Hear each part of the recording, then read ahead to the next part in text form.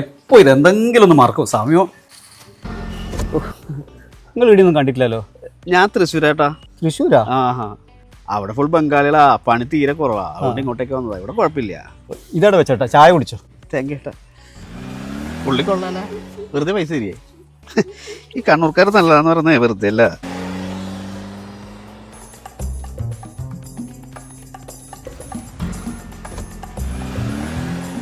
അയാൾ പോയ തക്കത്തിന് രണ്ടും കൂടി ചാടുക. ഇത് ഞാൻ പറഞ്ഞു കൊടുക്കും.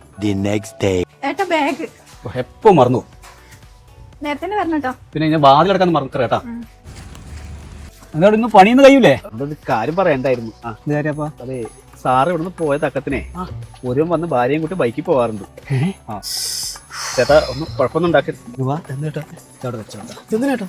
സ്വന്തം ഭർത്താവ് ഞാൻ ബെസ്റ്റിയാണ്.